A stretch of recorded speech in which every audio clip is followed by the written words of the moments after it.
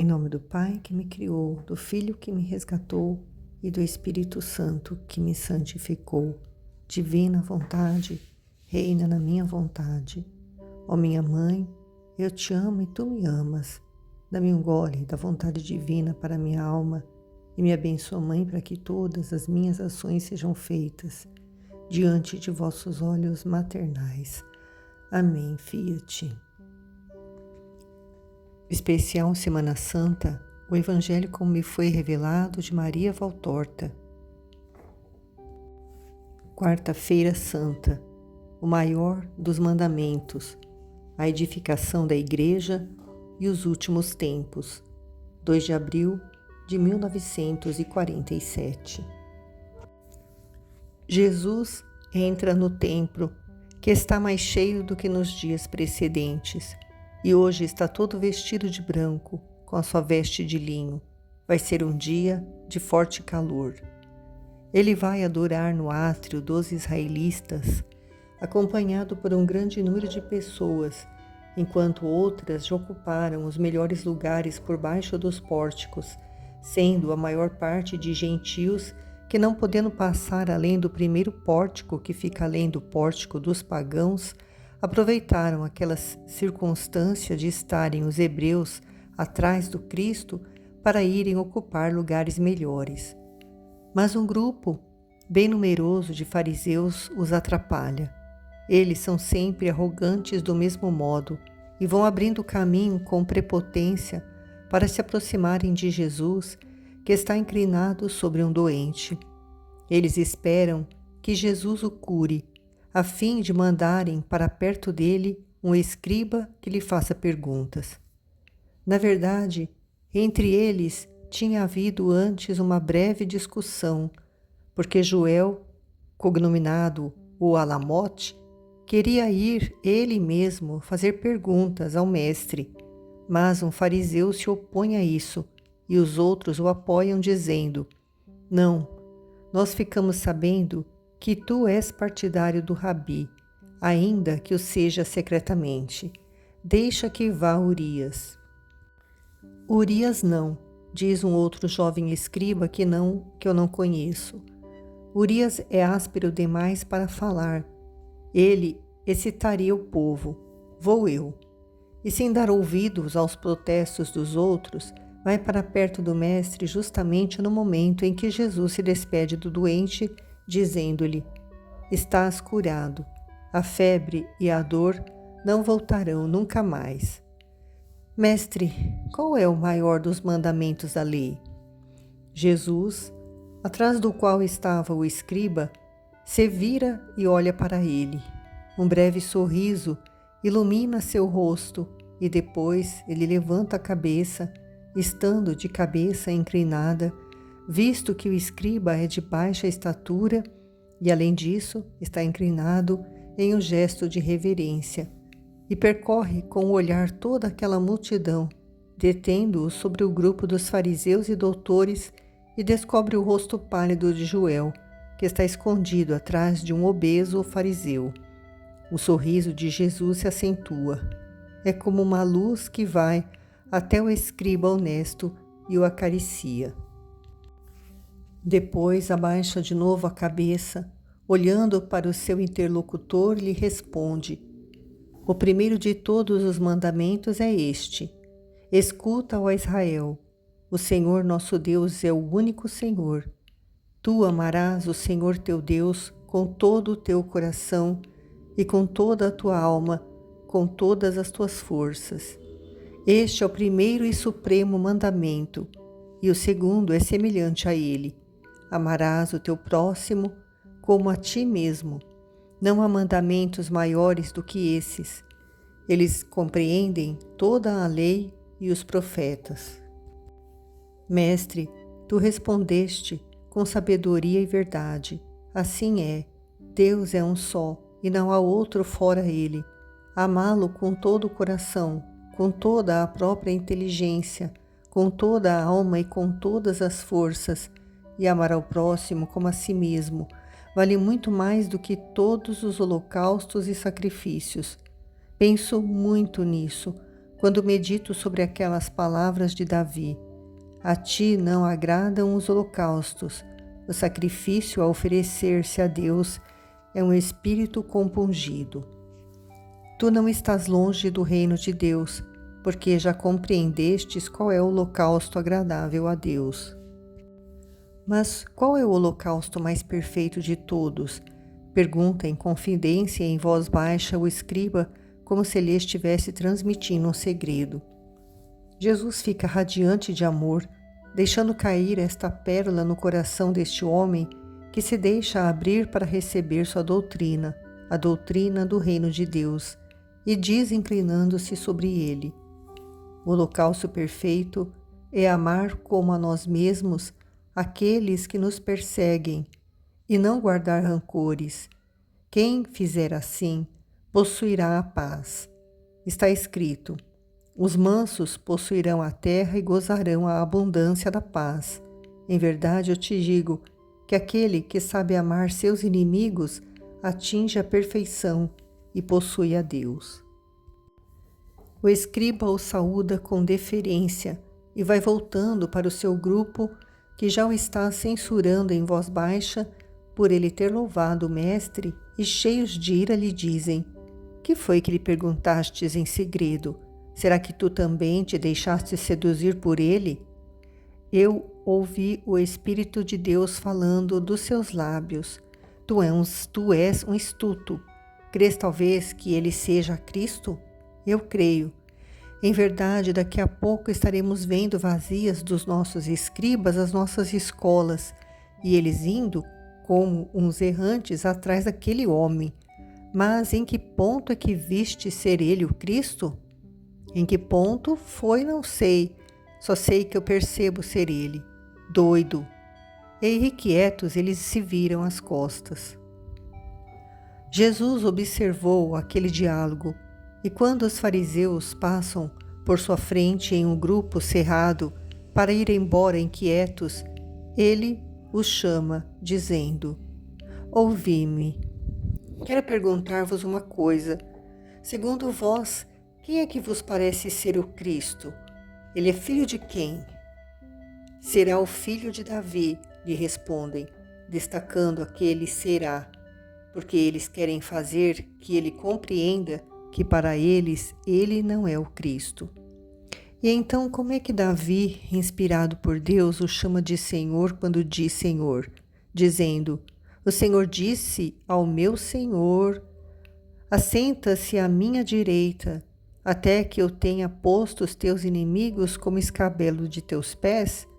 Se, pois, Davi chama o Cristo de Senhor, como é que o Cristo pode ser filho dele? E eles, não sabendo o que responder, vão embora remoendo o próprio veneno.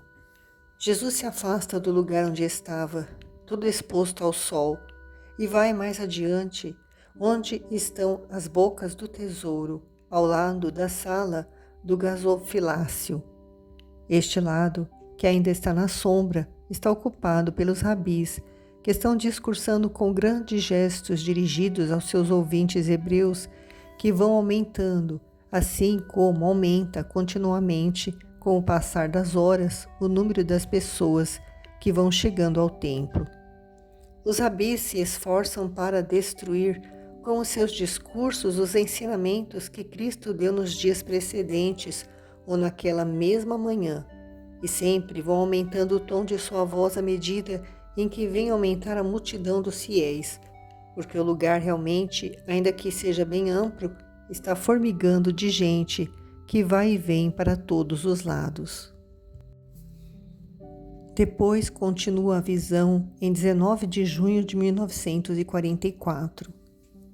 Só hoje e com insistência vejo aparecer a visão seguinte.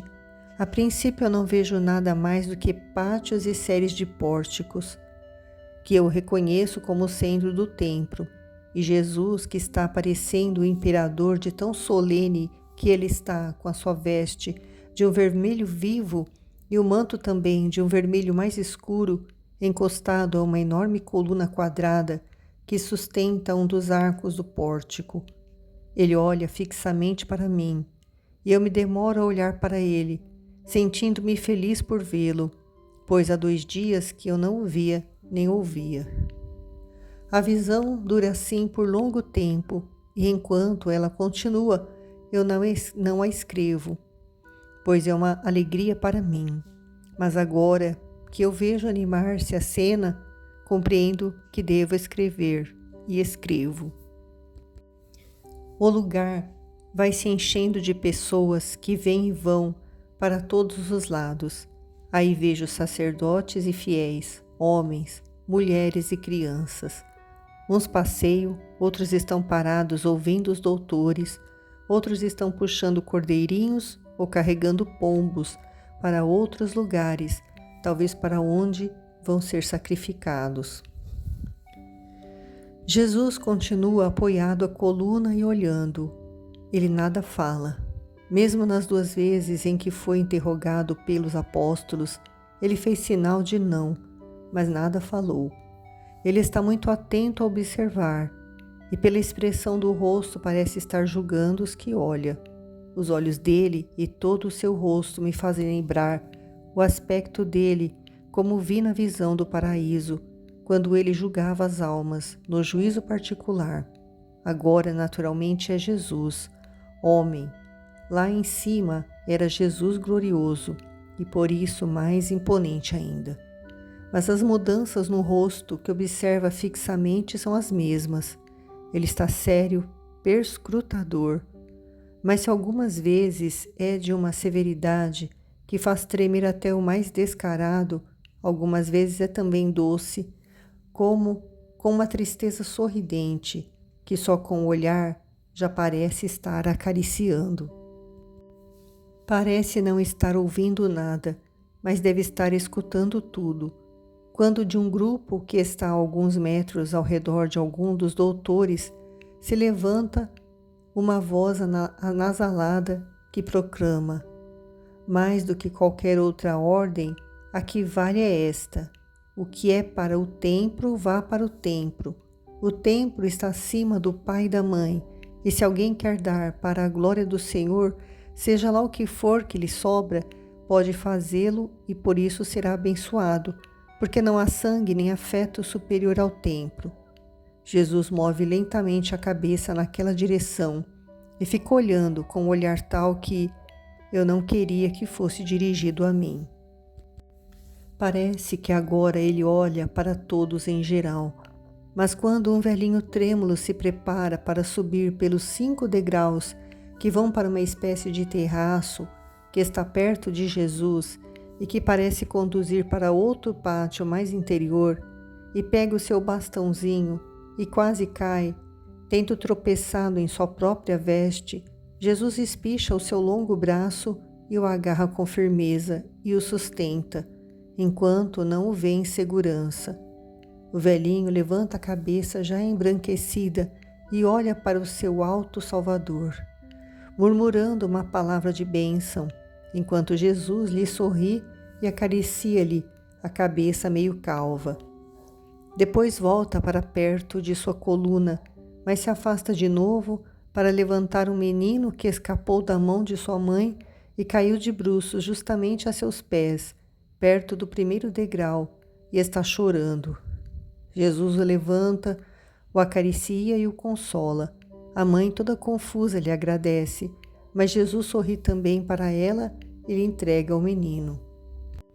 Mas ele não sorri quando passa um arrogante fariseu, nem mesmo quando passam em grupo os escribas e outros que eu não sei quem são. Os deste último grupo se saúdam com muitos abraços e inclinações. Jesus olha para eles tão fixamente que parece querer perfurá-los e os saúda, mas sem manifestar alegria. Ele está muito sério, até para um sacerdote que vai passando e que deve ser um grande personagem, pois a multidão abre passagem para ele e o saúda, e ele passa vaidoso como um pavão. Jesus olha demoradamente, mas é um olhar tão impressionante que ele, que é tão cheio de soberba, inclina a cabeça, não o saúda. Contudo, ele não resiste ao olhar de Jesus. Jesus para de olhar na direção dele para observar uma pobre mocinha vestida de marrom escuro que vai subindo, muito acanhada, os degraus, indo para o lado de uma parede na qual estão umas coisas parecidas com cabeças de leão ou de fera semelhantes de boca aberta. Muitos estão indo àquele lugar, mas Jesus não lhes dá importância. Agora, ele está indo pelo caminho da mocinha. Seus olhos a acompanham com piedade e se enchem de doçura quando a vê estendendo uma das mãos para jogar alguma coisa na boca de pedra de um daqueles leões. E quando a mocinha, ao sair de lá, passa por perto dele, ele é o primeiro a dizer-lhe: "A paz esteja contigo, mulher." Ela, assustada, levanta a cabeça e fica embaraçada. "A paz esteja contigo", repete-lhe Jesus. "Vai, que o Altíssimo te abençoa." Aquela pobrezinha fica estática, depois murmura uma saudação e se vai. Ela é feliz em sua infelicidade, de Jesus saindo do seu silêncio. Agora está feliz, porque a bênção de Deus a acompanha. Ouvi, meus amigos, vós que estáis aqui perto, estáis vendo aquela mulher? Ela não deu mais do que 2 moedinhas, o que não dá para comprar nem a comidinha de um passarinho que está na gaiola. E contudo, deu mais do que todos deram, desde a hora em que se abriu o templo de manhã cedo, quando puseram a sua oferta no tesouro do templo. Ouvi. Já vi muitos ricos lançarem naquelas bocas dos cofres importância suficientes para matar a fome desta moça por 1 ano e vestir a sua pobreza, que é decente porque é limpa. Eu já vi ricos que lançaram com prazer lá dentro somas que teriam podido matar a fome dos pobres da Cidade Santa por 1 ou mais dias e fazer que eles bendigam ao Senhor. Mas em verdade eu vos digo que ninguém deu mais do que esta mulher. O seu óbolo é caridade, mas o outro não. O dela é generosidade, o outro não. O dela é sacrifício, o outro não. Hoje aquela mulher não irá comer, porque não tem mais nada. Antes, ela terá que trabalhar para receber um pagamento a fim de dar um pão à sua fome. Para sustentá-la não há riquezas, nem ela tem pais que a sustentem. Ela é sozinha. Deus lhe tirou os pais, o marido e os filhos. Tirou-lhe os poucos bens que eles lhe haviam deixado, e mais do que Deus, lhe haviam tirado os homens, aqueles homens que agora, com grandes gestos, como estáis vendo, continuam a jogar lá dentro o que lhes está sobrando e do qual grande parte foi extorquida com usura das pobres mãos daqueles que são fracos e passam fome.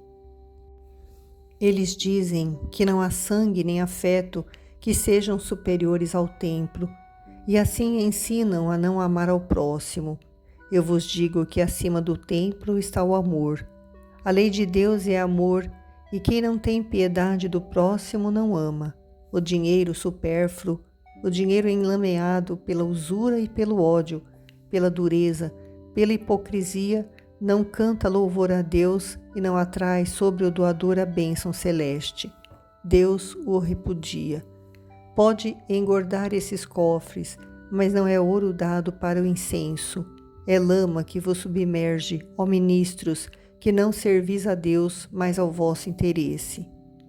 Mas é um laço que vos estrangula, ó doutores, que ensinam uma doutrina que é vossa. Mas é um veneno que corrói aquele resto de alma que ainda tendes, ó fariseus, se é que ainda tendes. Deus não quer o que é sobra. Não sejais uns Caíns. Deus não quer o que é produzido pela crueldade.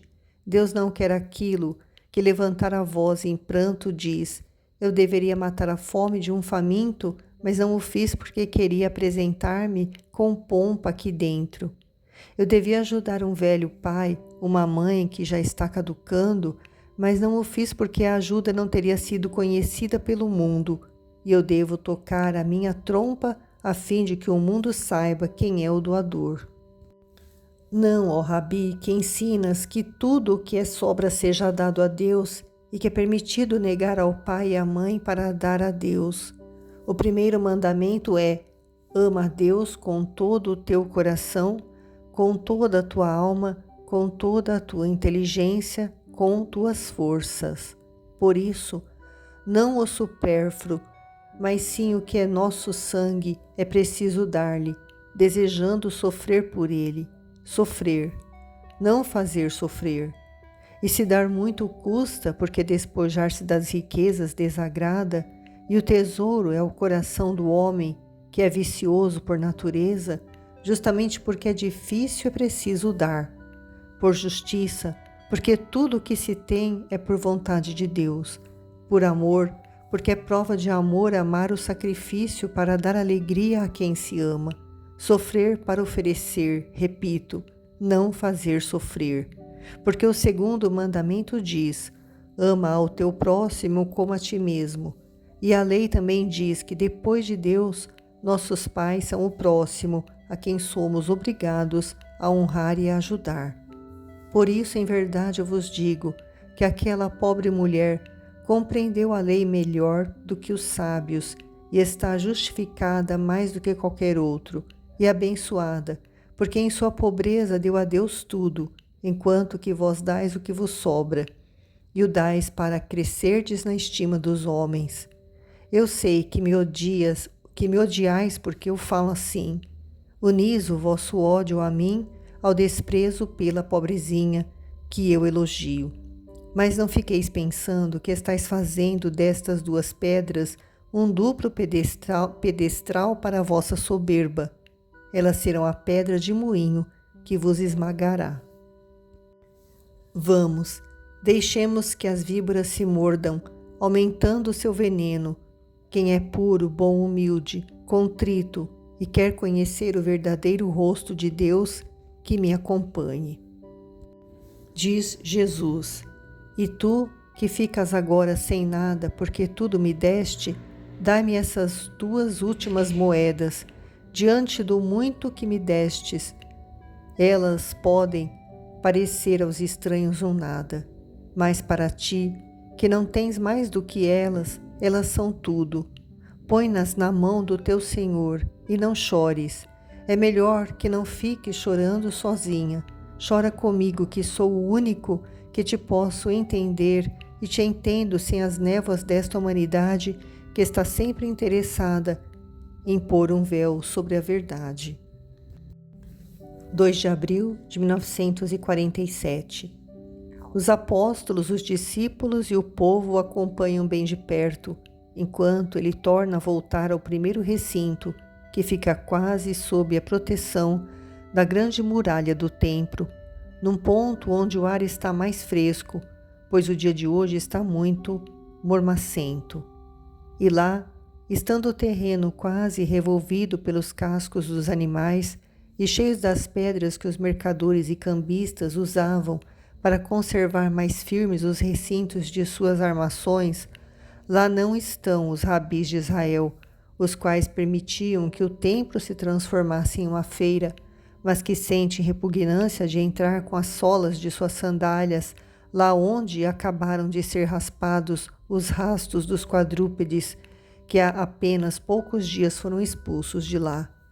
Jesus não sente repugnância, e é lá que ele se refugia, rodeado por um círculo formado por muitos ouvintes.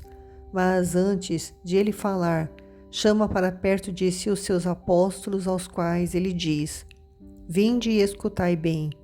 Ontem queríeis saber muitas das coisas que agora vos irei dizer e das quais ontem eu falei vagamente quando estávamos descansando no horto de José. Ficai, pois, bem atentos, porque são grandes lições para todos, e especialmente para vós, meus ministros e continuadores. Ouvi. Sob a cátedra de Moisés sentaram-se, ao tempo certo, escribas e fariseus. Aquelas foram horas tristes para a pátria, quando terminou o exílio de Babilônia e pela magnanimidade de Ciro foi reconstruída a nação. Os governos dos povos sentiram a necessidade de reconstruir também o culto e o conhecimento da lei, porque aí daquele povo que não os toma por guia e apoio contra os mais poderosos inimigos de uma nação, que são a imoralidade dos cidadãos, a revolta contra os chefes, a desunião entre as diversas classes e partidos, os pecados contra Deus e o próximo, a irreligiosidade, que são elementos desagregadores por si mesmos e pelos castigos celestes que eles provocam. Surgiram então os escribas, os doutores da lei, para poderem ensinar ao povo que, como falava a língua caldaica, herança de um duro exílio, não compreendia mais as escrituras em hebraico puro. Surgiram para ajudar aos sacerdotes, que eram poucos, para a tarefa de ensinar as multidões.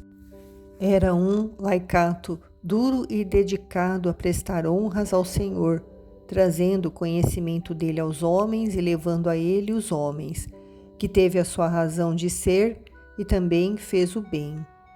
Porque recordai-o todos disso, até as coisas que pela fraqueza humana depois vão degenerando, como aconteceu com esta, que se corrompe com o correr dos séculos, tem sempre algo bom e uma razão de ser, motivo pelo qual o Altíssimo permite que surjam e durem, até que com a medida da degeneração plena, o Altíssimo as desfaz.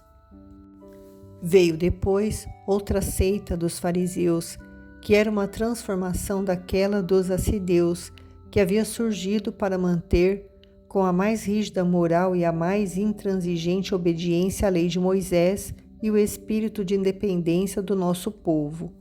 Era o tempo em que o partido helenista, tendo se formado pelas pressões e seduções iniciadas no tempo de Antíoco Epifânio e logo transformada em perseguição contra os que não cediam às pressões do astuto, que contava, mais do que com as suas armas, com a desagregação da fé nos corações para reinar em nossa pátria, procurava fazer-nos seus escravos.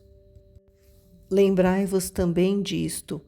Temei mais as falsas alianças e as lisonjas de um estrangeiro do que as suas legiões, porque enquanto estiverdes fiéis às leis de Deus e da pátria, vencereis, ainda que estejais cercados por exércitos e poderosos, quando estiverdes corrompidos pelo veneno sutil, a vós oferecido como se fosse um mel inebriante pelo estrangeiro que havia feito seus planos sobre como lidar convosco. Deus vos abandonará por causa de vossos pecados, e sereis vencidos e subjugados, mesmo que o vosso falso aliado não dê batalha sangrenta quanto o vosso exército. Ai de quem não estiver alerta, como uma escolta de vigia, para afastar as ciladas sutis de um astuto e falso vizinho, ou aliado, ou dominador, que inicia sua dominação sobre os indivíduos, desanimando o coração deles e o corrompendo com usos e costumes que nossos não são, que santos não são, e que por isso nos tornam desagradáveis ao Senhor. Lembrai-vos das consequências que houve para a nossa pátria por alguns dos seus filhos terem adotado usos e costumes de estrangeiros a fim de agradar-lhes. Boa coisa é a caridade para com todos, até para os povos que não são da nossa fé, que não têm os nossos usos, que nos fizeram mal nos séculos passados.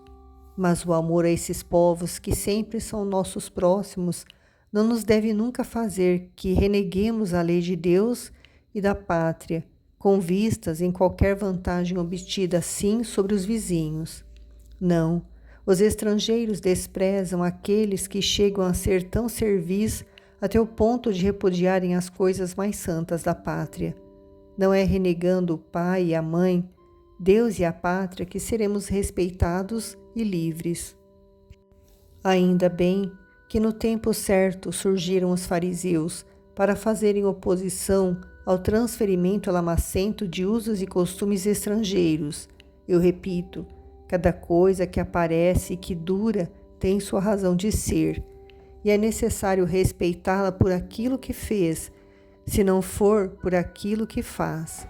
Porque se ela se tornou culpada, não cabe aos homens insultá-la e muito menos atacá-la, a quem sabe fazer isso, Deus e aquele que ele mandou, e que tem o direito e o dever de abrir sua boca e de abrir os vossos olhos para que vós e eles saibam qual é o pensamento do Altíssimo e hajais com justiça.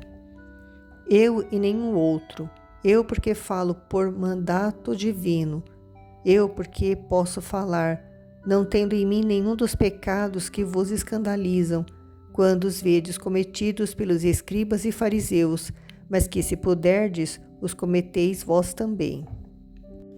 Jesus, que havia começado com voz muito baixa o seu discurso, foi levantando-o a pouco, e nessas últimas palavras sua voz é tão potente como uma trompa que soa. Hebreus e gentios estão atentos a ouvi-lo, e se os primeiros aplaudem quando Jesus fala da pátria e chama claramente pelos seus nomes aqueles que, sendo estrangeiros, os têm sujeitado e feito sofrer, os segundos se admiram da forma oratória com que ele fala e se felicitam por estarem presentes àquela fala digna de um grande orador, como eles estão comentando entre si. Jesus abaixa de novo a voz quando recomeça a falar. Isto eu vos disse para fazer-vos recordar a razão de ser dos escribas e fariseus, e como e por que eles se assentaram na cátedra de Moisés, e como e por que falam, e suas palavras não são vazias. Fazei, pois, o que eles dizem, mas não os imitem fazendo o que eles fazem, porque eles dizem que se deve fazer de um certo modo, mas depois eles não fazem o que dizem que se deve fazer. Na verdade, eles ensinam as leis de humanidade do Pentateuco, mas depois põem grandes pesos, insuportáveis e desumanos, nas costas dos outros, enquanto que eles próprios não movem nem um dedo para transportar aqueles pesos e nem mesmo para tocar neles. A regra de vida deles é a de procurar serem vistos, conhecidos e aplaudidos para receberem louvores, mas eles vão contra a lei do amor, porque gostam de dizer que eles são os separados e desprezam aos que não são de sua seita. Exigem para si o título de mestres e que seus discípulos lhe prestem um culto que eles não prestam nem a Deus. Eles se julgam os deuses por sua sabedoria e poder, mais do que os pais e as mães. Querem estar no coração de seus discípulos e pretendem que a sua doutrina seja superior à de Deus e exigem que ela seja praticada ao pé da letra, ainda que ela seja uma manipulação da verdadeira lei, tão inferior a esta como as mais não pode ser este monte em comparação com o grande Hermon, que está acima de toda a Palestina. Eles são os heréticos, pois creem, como os pagãos, na metempsicose, no fatalismo, alguns deles, enquanto que os outros negam as coisas que os primeiros admitem e, de fato, se não na prática, o que o próprio Deus nos deu como matéria de fé, definindo-se o único Deus ao qual deve ser oferecido culto, e tendo como tais o direito de serem obedecidos mais do que um mestre que não seja divino. E se agora eu vos digo, aqueles que amam seu pai e a sua mãe mais do que a mim, não estão aptos para entrarem no reino de Deus, não é para inculcar-vos o desamor aos pais, aos quais deveis respeito e ajuda, e nem vos é lícito negar um socorro a eles, dizendo, é o dinheiro do templo, ou negar-lhes a hospitalidade, dizendo, o peso que eu já carrego não o permite, ou tirar-lhe a vida, dizendo, eu vou matar-te porque tu amas o mestre. Mas é para que tenhais um amor justo aos vossos pais, isto é, um amor paciente e firme em sua mansidão, um amor tal que saiba, sem chegar ao ódio, a um deles que peca e vos faz sofrer por não querer acompanhar-vos pelo caminho da vida. o meu caminho, sabendo distinguir entre a minha lei e o egoísmo familiar, a prepotência familiar. Amai a vossos pais, obedecei-lhes em tudo o que é santo, mas estais sempre prontos a morrer, não matar, mas a morrer. Eu quero dizer, se eles quiserem induzir-vos a trair a vocação que Deus colocou em vós, a de serdes os cidadãos do reino de Deus, que eu vim formar. Não imiteis os escribas e fariseus, que estão separados uns dos outros, ainda que pareçam estar unidos. Vós, discípulos de Cristo, sede verdadeiramente unidos uns aos outros. Os chefes sejam afáveis para com os seus súditos, e os súditos afáveis para com os seus chefes, unidos no amor e na finalidade que quereis atingir com a vossa união, conquistar o meu reino e ficar à minha direita no eterno julgamento. Lembrai-vos de que um reino dividido já não é mais um reino e não pode subsistir. Sede, pois, unidos entre vós no amor, para comigo e para com a minha doutrina, o tribunal do cristão. Assim é que vão ser chamados os meus súditos. Seja o amor e a união, a igualdade entre vós nas vestes, a partilha nas posses, a fraternidade dos corações. Todos por um por todos. Quem possui, dê humildemente. Quem não possui, aceite humildemente e exponha suas necessidades aos irmãos, sabendo que eles são realmente irmãos. E os irmãos escutem amorosamente as necessidades dos irmãos, sendo para eles verdadeiramente tais. Lembrai-vos de que o vosso mestre muitas vezes teve fome, frio e 1000 outras necessidades e incômodos, e humildemente as contou aos homens, ele, o Verbo de Deus. Lembrai-vos de que é dado um prêmio a quem é misericordioso, ainda que seja somente por dar um pouco d'água. Lembrai-vos de que dar é melhor do que receber.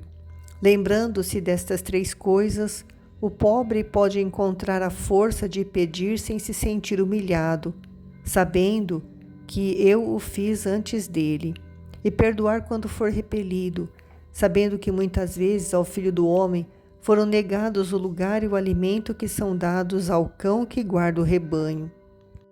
E o rico tem a generosidade de dar suas riquezas, ciente que a vil moeda, o odioso dinheiro sugerido por Satanás, são a causa de 9/10 das ruínas do mundo, mas que, se forem dados por amor, se transformam em uma joia imortal e paradisíaca. Estais vestidos com vossas virtudes, que elas sejam amplas, mas conhecidas somente por Deus. Não façais como os fariseus, que põem os mais largos filactérios, as franjas mais longas e gostam dos primeiros lugares nas sinagogas, e de serem saudados nas praças, e de serem chamados de rabis pelo povo. Um só é o vosso Mestre, o Cristo. Vós que no futuro sereis os novos doutores, é a vós que eu falo, meus apóstolos e discípulos. E lembrai-vos de que só eu sou o vosso Mestre, e o serei também quando já não estiver mais no meio de vós, porque só a sabedoria é que ensina. Portanto, não vos deixeis chamar de mestres, porque vós mesmos sois discípulos, e não exijais nem deis o nome de Pai a ninguém sobre a terra, porque um só é o Pai de todos, o vosso Pai que está nos céus.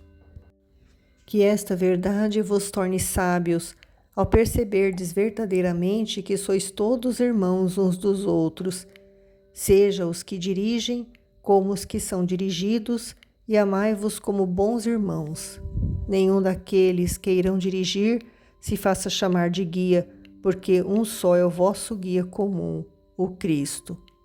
Que o maior entre vós seja o vosso servo, porque não é humilhar-se e ser servo dos servos de Deus, mas isso é imitar a mim, que fui manso e humilde, sempre pronto para ter amor aos meus irmãos pela carne de Adão, e ajudá-los com o poder que eu tenho em mim como Deus. Eu não humilhei minha natureza divina, servindo aos homens, porque o verdadeiro rei é aquele que sabe dominar não somente aos homens, mas também às paixões do homem, e antes de tudo, é astuta soberba. Lembrai-vos, quem se humilha será exaltado, e quem se exalta será humilhado. A mulher da qual o Senhor falou no 2º capítulo do Gênesis, a virgem da qual se fala em Isaías, a mãe virgem do Emanuel, profetizou esta verdade do tempo novo quando cantou: o Senhor derrubou os poderosos de seus tronos e elevou os humildes.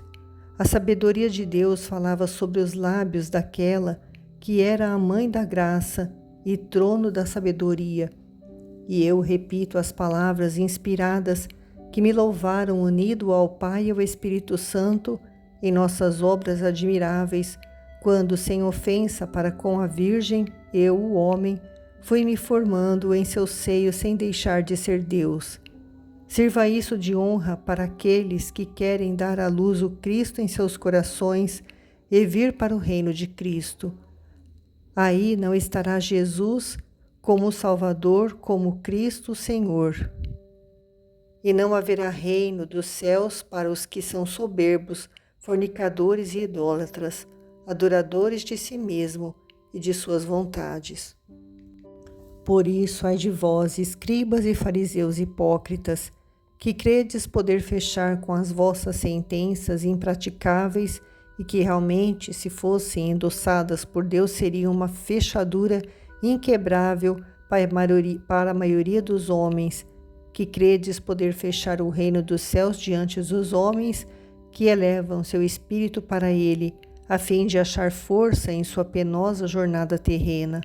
Ai de vós que lá não entrais, e lá não quereis entrar, porque não acolheis a lei do celeste reino, e não deixais entrar os outros, que estão adiante daquela mesma porta que vós, intransigentes, fechais ainda mais com fechaduras que não foi Deus que lá colocou.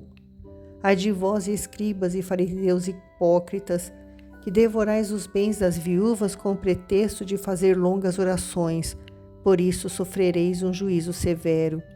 Ai de vós, escribas e fariseus hipócritas, que andais por mar e por terra, consumindo bens que não são vossos, a fim de fazerdes ainda que um só prosélito, e uma vez que o tenhais conseguido, fazer dele um filho do inferno 2 vezes mais do que vós mesmos.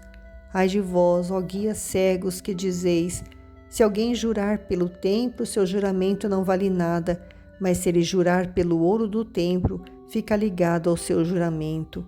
Estultos e cegos, e quem é mais, o ouro ou o templo que santifica o ouro? E vós ainda dizeis: se alguém jura pelo altar, seu juramento não tem valor, mas se jurar pela oferta que está sobre o altar, então é válido o seu juramento, e ele fica ligado ao seu juramento. Ó cegos, o que é maior, a oferta ou o altar que santifica a oferta? Quem jura então pelo altar, jura por ele e por todas as coisas que estão sobre ele, e quem jura pelo templo, jura por ele e por aquele que nele habita, e quem jura pelo céu, jura pelo trono de Deus e por aquele que nele está sentado. Ai de vós, escribas e fariseus hipócritas, que pagais os dízimos da hortelã e da ruda, do anis e do cominho, e depois descuidais de cumprir os preceitos mais graves da lei, a justiça, a misericórdia e a fidelidade. Estas são as virtudes que era necessário praticar, sem desprezar as outras menores.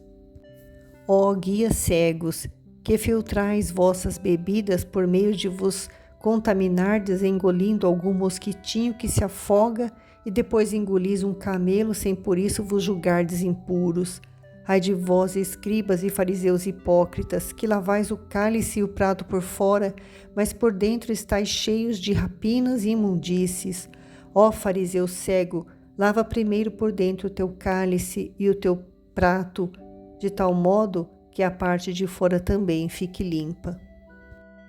Ai de vós, escribas e fariseus hipócritas, que voais como morcegos no escuro pelas vossas obras de pecado e pactuais durante a noite com os pagãos, os ladrões e os traidores, Depois, pela manhã, tendo tirado os sinais de vossos negócios escusos, subis ao templo com belas vestes. Ai de vós que ensinais as leis da caridade e da justiça contidas no Levítico, e depois sois uns ávidos ladrões, falsos, caluniadores, opressores, injustos, vingativos, cheios de ódio, e chegais até a abater quem vos aborrece, ainda que seja do vosso sangue, e a repudiar a virgem que se tornou vossa mulher, a repudiar os filhos tidos dela porque são infelizes, e a acusar de adultério a vossa mulher, porque ela não vos agrada mais, ou de doença imunda, para ficardes livres dela, vós que sois imundos em vosso coração libidinoso, por mais que não pareçais ser assim aos olhos das pessoas que não conhecem as vossas ações. Sois semelhantes a sepulcros caiados, que por fora parecem bonitos, mas por dentro estão cheios de ossos dos mortos e de podridão. Assim sois vós. Sim, assim sois. Por fora pareceis justos, mas por dentro estáis cheios de hipocrisia e de iniquidade. Ai de vós, escribas e fariseus hipócritas, que ergueis suntuosos mausoléus para os profetas e embelezais as tumbas dos justos, dizendo: se nós tivéssemos vivido no tempo de nossos pais, não teríamos sido cúmplices e companheiros daqueles que derramaram o sangue dos profetas.